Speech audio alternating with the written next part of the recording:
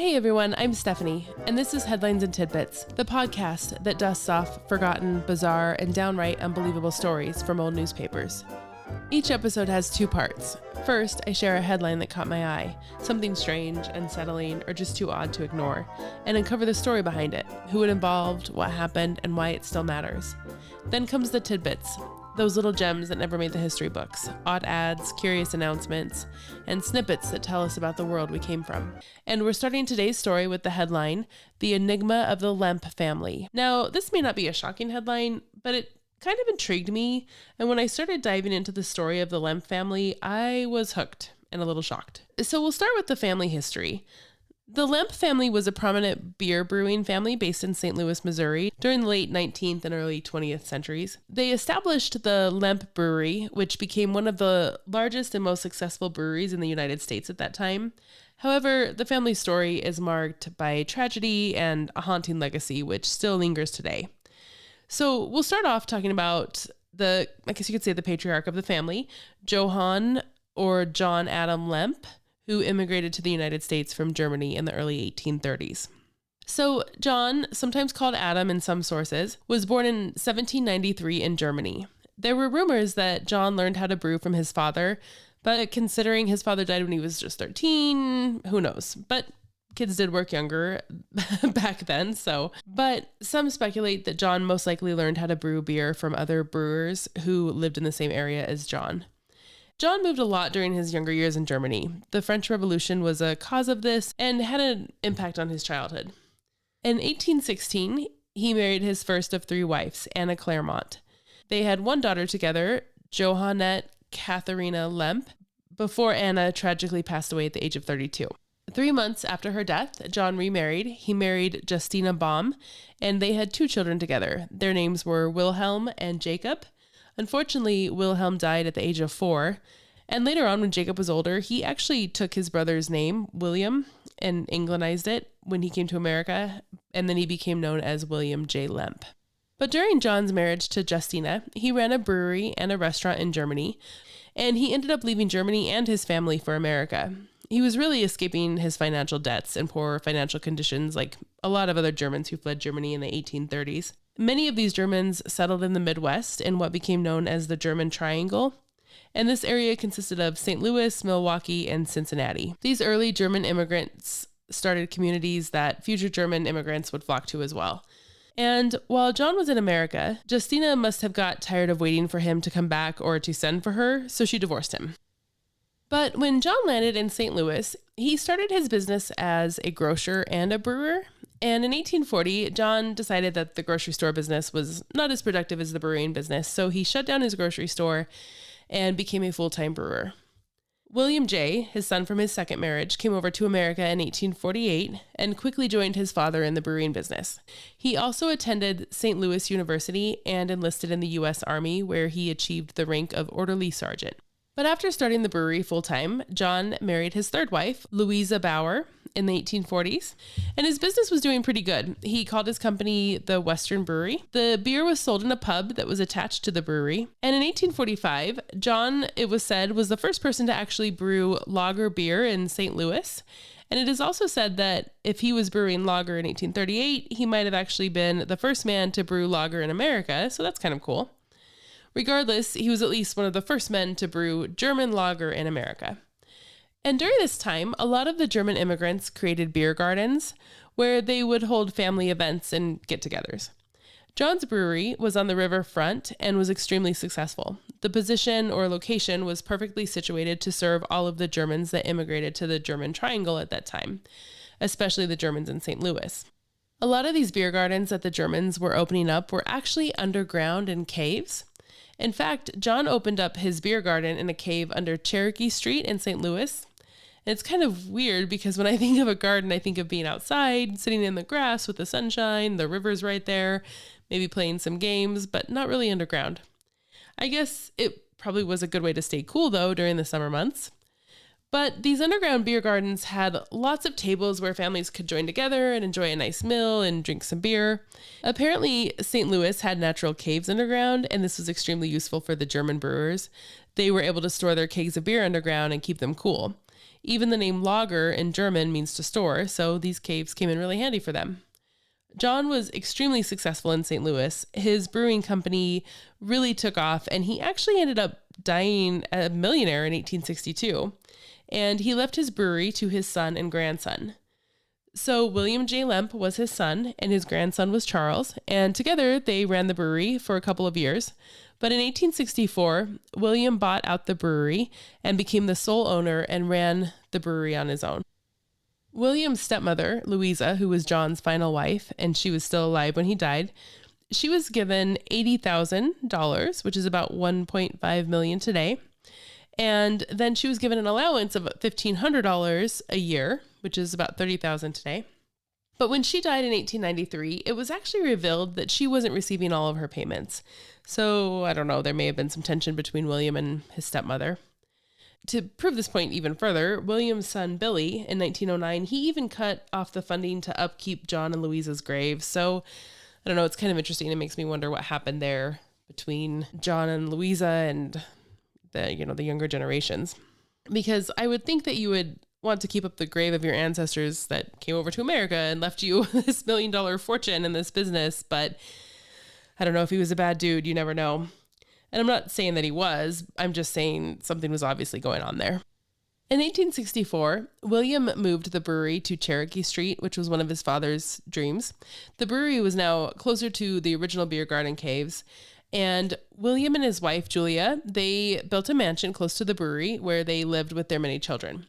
From the research that I've done, William and Julia, looks like they were married in 1861, and they had about 10 children, but one little boy died in infancy. And so the brewery, it became the largest brewery in St. Louis by the 1890s and was producing more than 100,000 barrels a year. Their signature beer was called Falstaff, which was named after a Shakespearean character. So this character was Sir John Falstaff, and it's a fictional character created by William Shakespeare, appearing primarily in two of his plays, Henry IV Part 1 and Henry IV Part 2. And he's a comical, larger-than-life figure who provides comic relief and serves as a contrast to, the serious political and historical events that are going on in the play. And in the plays, Falstaff is depicted as a fat and aging knight known for his excessive drinking, gluttony, and deceitfulness. So there's that. Now, by the late 1800s into the early 1900s, the beer was sold internationally and the company was flourishing. In 1897, William's daughter, Hulda, married Gustav Pabst, and Gustav was one of the heirs to the Pabst Brewing Company. But unfortunately, things do go wrong even in the wealthiest of families. In 1901, William's son, Frederick, died from a heart attack at the age of 28. A heart attack. That's crazy. And Frederick's death deeply impacted William.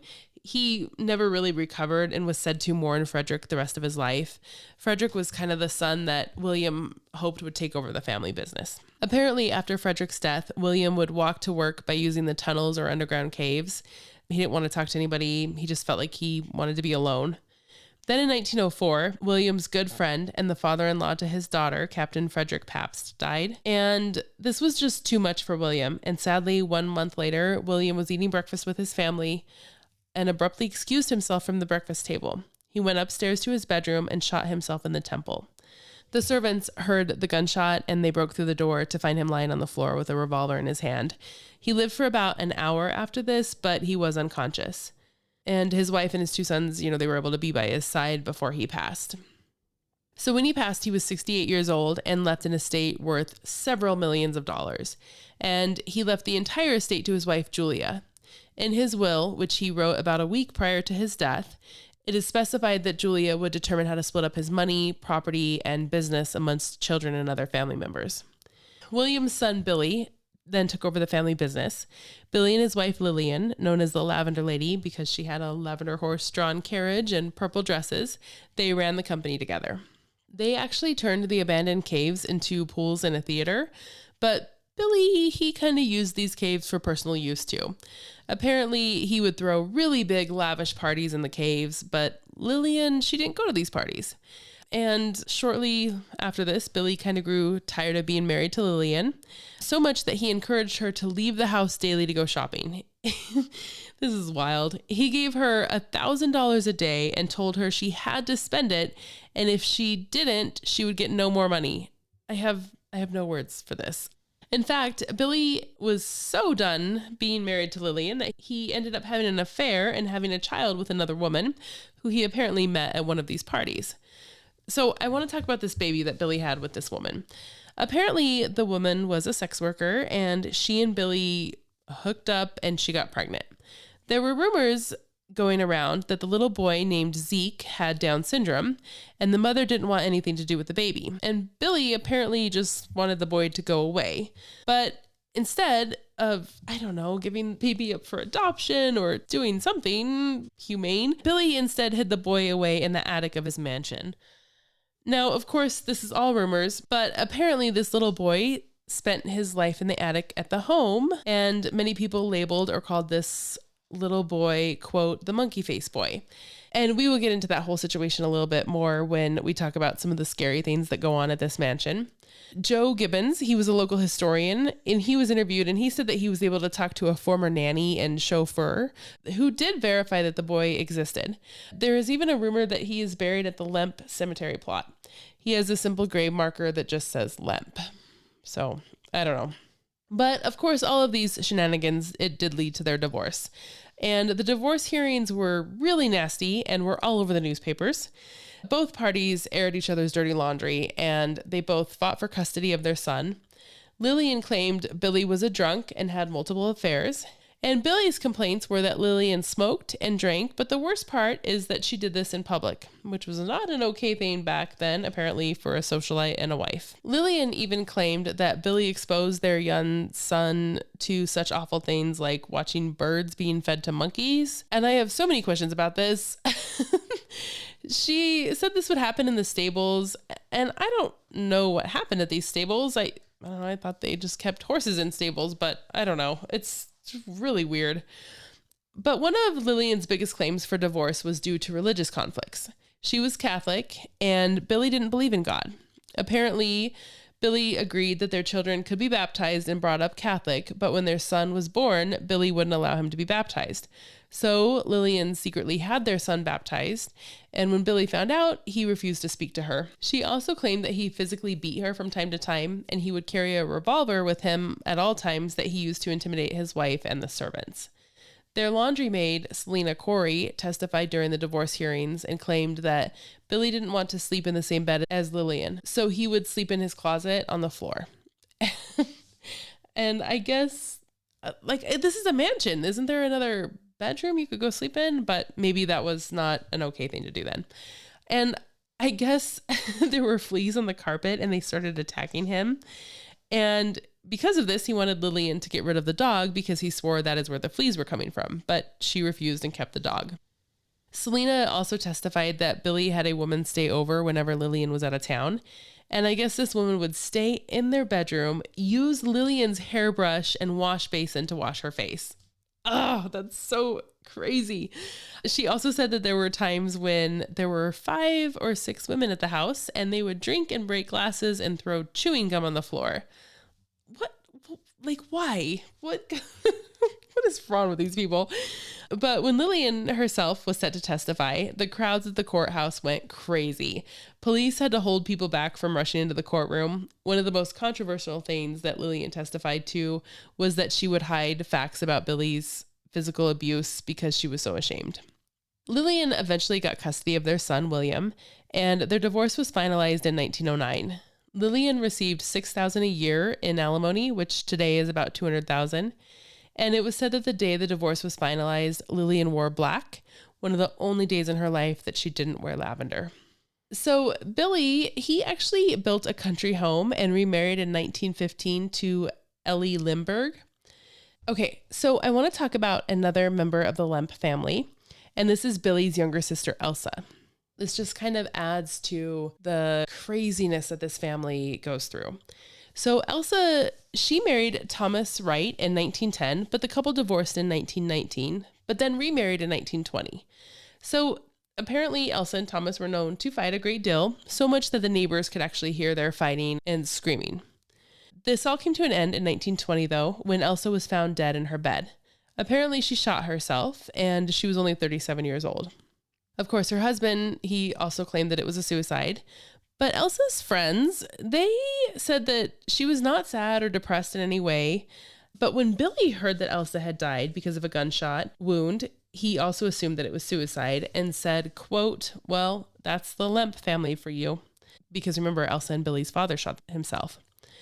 That's just a little cold, especially considering it's his sister. Now, another interesting tidbit about Elsa, she was actually supposed to be aboard the Titanic. However, when she realized there were no first class tickets left, she, quote, lost interest. If she couldn't go first class, she wasn't going at all. And during this time in 1912, a first class ticket was $4,700, which today is about $150,000. But the Lemp beer was aboard the Titanic. It was actually being shipped overseas, and 20,000 bottles of beer went down with the Titanic. So going back to Billy, he was not the best businessman. He was obviously interested in other stuff. And he was really just kind of going off of the fruits of his father and grandfather. He didn't really care about the business as much as he cared about the lifestyle that the business gave him. So in 1920, when Prohibition started, he was not prepared. He actually ended up closing the business without giving notice to any of the employees, and he sold the brewery building for 8 cents on the dollar to a shoe company. And sadly, Billy's life followed his father's trajectory. On December 29th, 1922, Billy ended up killing himself as well. He was 54 years old.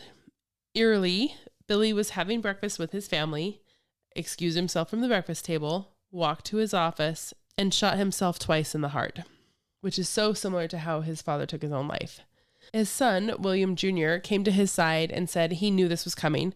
Apparently, his dad had been very solemn in the past few weeks. Now, William Jr., he died in 1943 at the age of 42, and this was during wartime. Remember, the family had fallen on hard times, and he was actually standing in a rationing line and just dropped dead. They don't know if it was a heart attack or what happened, but just some really strange deaths happening in this family.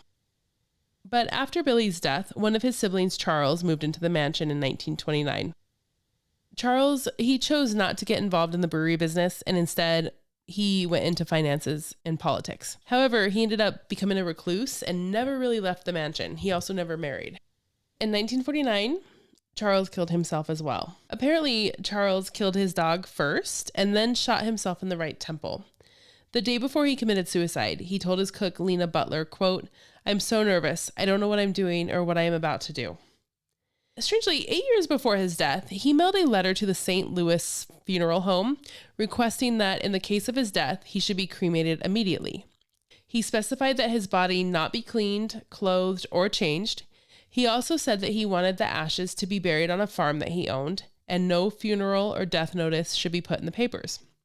And before he shot himself, he wrote a note telling his family to blame no one but himself. The letter was short and just 2 sentences. It said, quote, "In case I am found dead, blame it on no one but me. C.H.A. Lemp."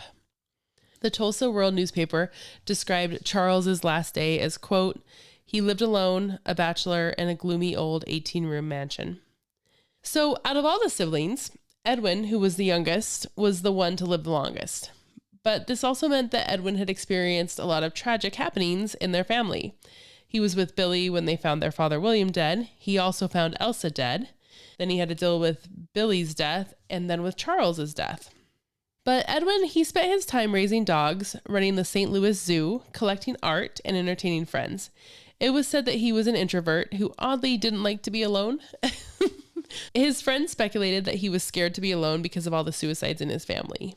So I guess that makes sense. Edwin died in 1970 at the age of 90. In his will, he requested that all of his artwork and family papers be burned. And Edwin's butler did this for him. I can't even imagine the different documents, journals, diaries, etc. that were just lost to history. Oh, it's crazy. And so many mysteries could have been solved around this family. But now, he didn't live at the mansion at the time of his death because it was sold after Charles died. Edwin lived on his country estate, and he was a bachelor and had pretty much no relatives living around him. Okay, so now that we have some of the family history, German immigration history, and brewing history down, let's talk about the family mansion, because that is where a lot of creepy things have been reported to happen. The Lemp Mansion was built in 1890 and is located in what is called Benton Park. In 1911, the house underwent some major renovations, including adding office spaces for the family and the brewery. A lot of the original details of the home have been replaced, but there are some original remaining pieces. For example, the iron gates for the elevator are still there. The Italian marble mantle is still in Billy's office where he committed suicide. The main bathroom still has the glass enclosed shower that the Lemps brought back from Italy. The Lemp Mansion, of course, started out as the Lemp family home, but it has gone through a few phases. It's gone from being a millionaire's home to being run down during Prohibition to eventually being restored into a dinner theater / restaurant and bed and breakfast. So let's get into some of the scary events that have taken place at the mansion. The last known Lemp family member that was known to live at the mansion was Charles Lemp. And if you remember, he was the brother that moved back into the mansion and turned into a recluse. And sadly, he did end up killing himself as well in the mansion. Now, Charles did not actually live at the mansion by himself. There were a couple of servants and supposedly the illegitimate child of Billy, Zeke, who we talked about. So from the research that I've done, it looks like if Zeke is a real person, he actually died before Charles. If Charles died in 1949, I'm guessing that Zeke died a year, maybe a couple of years before that, because one of the documents that I found talks about how Charles committed suicide soon after Zeke died.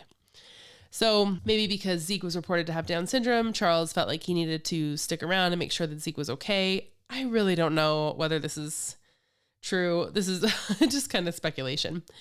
But after Charles died, the mansion was sold and turned into a boarding house. And after this, the house really began to deteriorate until later on in the early 2000s when it was restored. But this was also when a lot of the stories of hauntings became known. So I want to stay on Zeke for a little while because Zeke has a lot of haunted stories surrounding him. In 1938, 2 radio DJs were at the house and they were holding a Halloween broadcast from the mansion. They were kind of just asking paranormal questions like, is anyone with us? Can you tell us who you are? Those types of questions. So after asking the question, is anyone with us? Their microphones apparently picked up some sound or some voice saying, I am Zeke. And so, of course, they immediately associated it with the illegitimate son of Billy. Now, while there are no actual recordings of this that I could find, there are a lot of people who started reporting seeing a young looking boy looking out the 3rd story window, and this boy would actually wave to pedestrians as they would go by. So this window would be on the 3rd story where the attic is. And remember, this is where Billy apparently made Zeke stay, and ghost investigators who have visited the home said that they would go up into the attic and leave toys in the attic room. They would put the toys in a circle and draw a circle around each toy. The next day, they would go back to see if the toys were still there, and the toys were always found to be in different places. It just makes me sad. I feel bad for poor Zeke. If Zeke truly existed, he was just locked away and probably never let out of the mansion because, sadly, families sometimes, especially in the early 1900s, were ashamed of children that were born out of wedlock, children that had Down syndrome. So he probably spent his whole life as a recluse, not by his choice. So it's pretty sad. Now, the women's bathroom on the main floor is another area in the house that is supposed to be haunted. Apparently, this is the bathroom that Billy used most of the time, mainly because it had a shower in it. So here's what I picture happening. Billy is out partying all night, hanging out with women, and he comes back home through the caves, up through the basement, and goes to the main floor. He stops at his bathroom so that he can shower and get all of the party smells off of him before Lillian sees him. Just my speculation, but... So, like I said earlier, this bathroom is apparently haunted, and it is kind of what I would call pervy haunted, because women have reported that while they are using the bathroom, they all of a sudden will notice a man peeking over the stall at them. So even in his afterlife, Billy is still being naughty. If it's Billy's spirit doing this, I'm assuming it is. So William Sr., Billy's dad, he committed suicide in his bedroom. And you guessed it, that bedroom is also supposed to be haunted. So just to revisit that story really quick, when the servants heard the gunshot, they ran upstairs and tried to get into the bedroom, but the door was locked. So the servants, they had to start kicking the door and finally were able to break in. So now around this bedroom, guests have reported that they hear somebody running up the stairs and kicking and banging on a door. But of course, when people go to check it out, there is nothing there. In 1974, the Pointer family bought the Lemp Mansion. Dick and Pat Pointer bought the mansion for $40,000, which is about $250,000 today, and decided to turn it into a restaurant. It took the couple and their 9 children 2 years to get the restaurant open. During those 2 years, the family cleaned out trash and cobwebs, but they also found some long lost and forgotten treasure. They found hidden doors, fancy chandeliers, marble sinks, and even an unfinished painting on the ceiling. One day, Dick was looking out a window and noticed that the grass was dying in squares. So they unearthed the ground and found red clay tiles that used to be a courtyard. And the Pointers, they repurposed it and used it for an outdoor eating area. They also found fireplaces, windows covered up by drywall, the radiators that still had the inspection sticker that had the date May 1884. But they also seemed to uncover some of the creepier side of the mansion. Dick said that not a whole lot frightened him, but there were times he would be in the mansion doing something like painting and got the feeling that someone was watching him. He said he would get goosebumps and then turn around and no one would be there. His wife, Pat, on the other hand, refused to walk through the mansion alone. She talked about how even the kids in the neighborhood were scared of the house. Their son, Dick Jr., told a story about how one night he and his Doberman Shadow were the only ones in the house and he heard a door slam. So him and his dog walked through the whole house but didn't see anything unusual. He was quoted saying, "Shadow and I sort of looked at each other like, well, don't ask me what that was." And one of their other sons, Paul, said in 2001 that a lot of people can't stay the night at the mansion. And even he doesn't like to be there alone at night. He told a story about how one night he watched a drawer in the dining room slide shut by itself. He said that from time to time he stacks silverware in that drawer to see if the weight forces it to shut on its own, but he's never been able to get it to shut. Paul said that he found a letter from a tenant that used to live there stating that he saw a strange man on the staircase who was wearing shiny shoes. The tenant said that he was sure it was a spirit. Years later, an employee told Paul a similar story about running into a strange man on the staircase. So who knows? That could be Charles, that could be William, any of them. Paul also told a story about a decorative painter who got spooked when he was hired to help restore the painting on the ceiling. The painter said that he constantly felt like he was being watched, and one time he even heard his name being called. And after that, he left and never came back. Staff members that have worked for the Pointer family have reported seeing moving objects like glasses being carried away from the bar, doors being locked and unlocked, lights flickering on and off, a piano playing by itself, and a lot of the staff members and customers have reported seeing Lillian, who is easy to spot in her lavender dress. One staff member reported watching a wine glass fly off the bar and crash into the floor, and this staff member also saw a pitcher of water swirling as if someone was stirring it with like a knife or a straw or a spoon or something. A waitress one day encountered a man sitting at one of the dining room tables wearing a dark suit and a hat. And it was early in the morning and the lights in the dining room were off. And she turned around and turned the lights on and then walked back over to where the man was to offer him a cup of coffee. But when she turned around, the dining room was empty and she never returned to work after that either. So a couple of my favorite haunted stories to come up from the Lemp Mansion is that of buttons being popped off customers' coats that go flying across the room. That image just makes me laugh. I mean, can you imagine sitting at the bar and your buttons are just flying off of your coat? You would be wondering, how much did I drink? And there's also reports of feeling something rubbing up against their legs. And a lot of people believe that this was Charles' dog nuzzling against people. Poor puppy.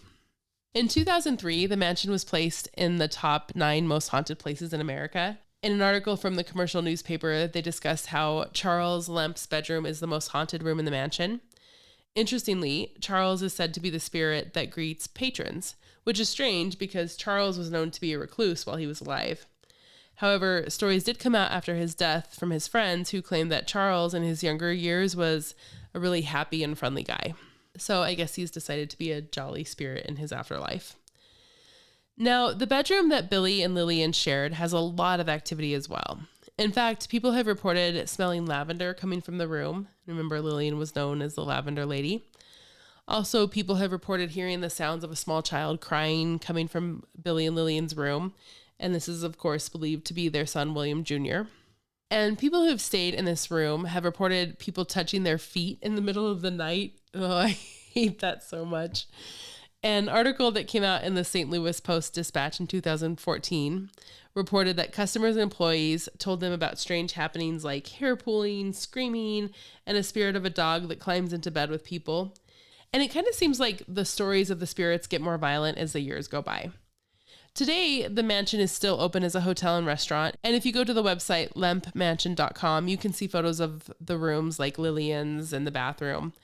And it's kind of cool to just be able to see all of the different rooms and the different areas that these spooky events happened. So, well, that is our headline for today. And now we'll jump into the tidbit portion. And our first tidbit comes from the Evening World newspaper out of New York City. And it is dated August 6, 1895. And the headline, I love the headline. It says, "Don't sleep on stoops." And the article goes on to explain this. It says, Louis Silbert, a mechanic living at 404 West 48th Street, complained in Yorkville Court today against William Anderson of 468 West 47th Street for attempting to pick his pocket. Silbert, early yesterday morning, fell asleep on the stoop and was robbed of $20. He awakened in time to recognize the thief who ran away. He again sat down at his stoop at 2 o'clock this morning and feigned sleep. He saw the accused man coming towards him. Anderson slipped his hand into Silbert's trousers pocket when Silbert seized him and began to shout. Policeman Quinn arrested Anderson. Silbert did not recognize the prisoner as the thief who robbed him the day previous. Okay, so for our next tidbit, it comes from the Knoxville News out of Tennessee and is dated June 13th, 1922. And the headline reads, "Bottle on her hip." There's a picture of this little girl. She is dressed as like a cowboy and she's got her baby bottle connected to her hip.